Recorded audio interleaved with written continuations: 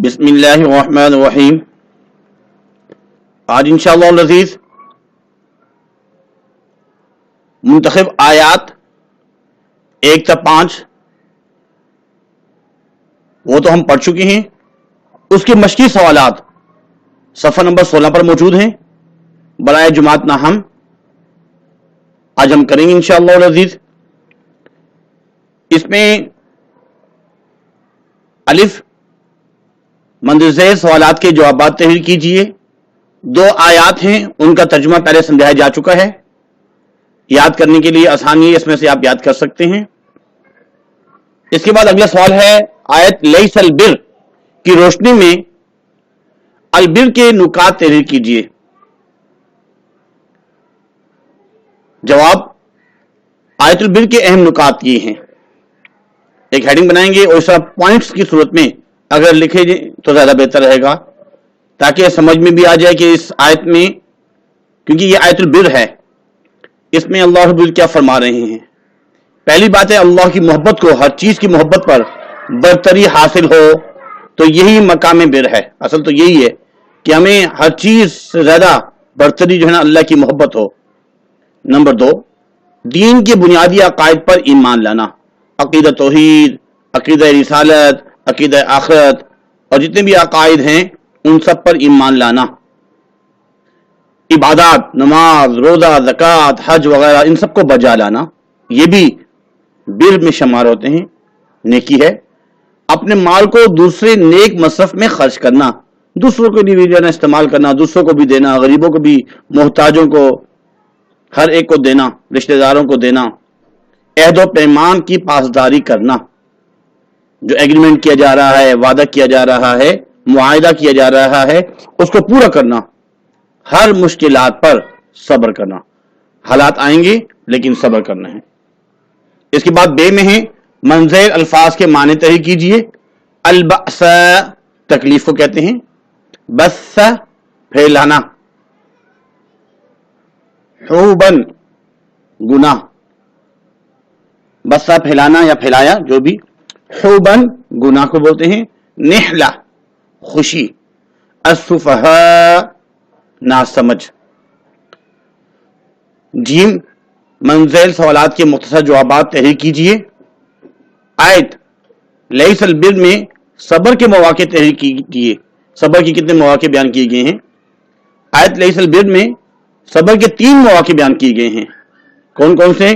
والصابرین فی البأساء والضراء حین البأس، اور بالخصوص صبر کرنے والے فقر و فاقہ یہ 1، تکالیف اور مصائب 2، اور جنگ کے وقت یہ 3۔ صبر کے 3 مواقع ہیں۔ پہلا البأساء، بأسا کہتے ہیں فقر و فاقہ اور تنگی کو، اور دوسرا الضراء، یہ ضرر سے بنا ہے، یعنی تکلیف، خواہ وہ جسمانی اذیت ہو خواہ ذہنی کوفت۔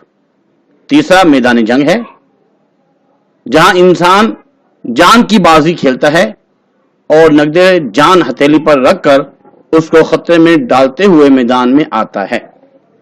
اس کے بعد جیم کا جو ہے سوال نمبر 2، صلہ رحمی کا مطلب کیا ہے؟ تحریر کیجئے۔ جواب، لفظ صلہ وصل سے مشتق ہے، وصل، جس کے لغوی معنی جوڑنے اور ملانے کے ہیں، اور رحم کے لغوی معنی شفقت، رحمت اور ہمدردی کے ہیں۔ صلہ رحمی کہتے ہیں اپنے رشتہ داروں کے ساتھ حسن سلوک اور خیر خواہی کرنے کو۔ صلہ رحمی کی اہمیت قرآن و حدیث کی روشنی میں، قرآن و احادیث میں بہت سی جگہوں میں صلہ رحمی کی تاکید آئی ہے۔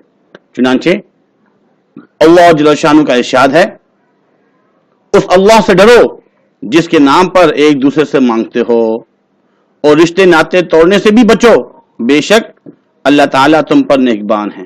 سورہ نساء۔ اس آیت میں ارحام سے مراد رشتہ داریاں ہیں جو رحم مادر کی بنیاد پر قائم ہوتی ہے۔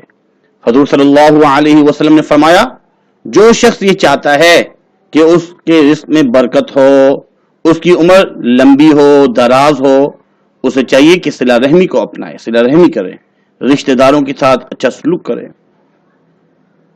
نمبر 3، یتامہ کے اموال کے متعلق سرپرستوں کو کیا ہدایت دی گئی ہے؟ جواب، یتامہ جو یتیم لوگ ہوتے ہیں ان کے اموال کے متعلق سرپرستوں کو یتیم کے حقوق پر اسلام نے بہت زور دیا ہے۔ اس کا اندازہ اس بات سے لگایا جا سکتا ہے کہ قرآن مجید میں 23 مختلف مواقع پر یتیم کا ذکر کیا گیا ہے، جن میں یتیموں کے ساتھ حسن سلوک، ان کے اموال کی حفاظت اور ان کی نگہداشت کرنے کی تلقین کی گئی ہے، اور ان پر ظلم و زیادتی کرنے والے اور ان کے حقوق کو مال غصب کرنے والے، چھیننے والے کے لیے بہت سخت وعید بیان کی گئی ہے۔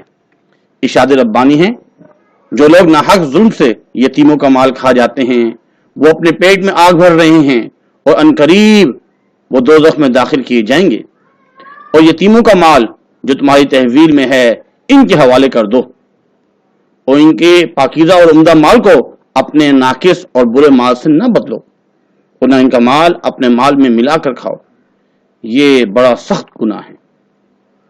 اس کے بعد دال میں کثیر انتخابی سوالات، والموفون بعہدہم اذا عاہدوا کا تعلق کس سے ہے؟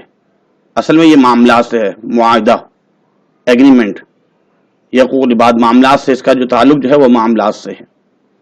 یا ایھا الناس جب بھی فرمایا گیا ہے اس سے مخاطب انسان ہے، اے انسانوں۔ البر حسن الخلق کے معنی ہے نیکی، اچھے اخلاق کا نام ہے۔ اصل میں خلق جو ہے اخلاق کی جمع ہے، اور حسن اچھے، نیکی اچھے اخلاق کا نام ہے۔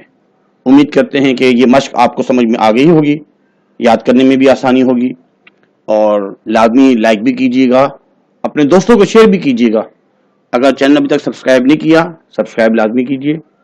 ڈسکرپشن میں لازمی دیکھیے، اس میں تمام لیکچر جو اسلامیات کے اور ایسے اردو کی بھی تمام لیکچرز جو ہیں وہ آپ کو ملیں گے، تو اس کو جو ہے اس سے مستفید ہوں۔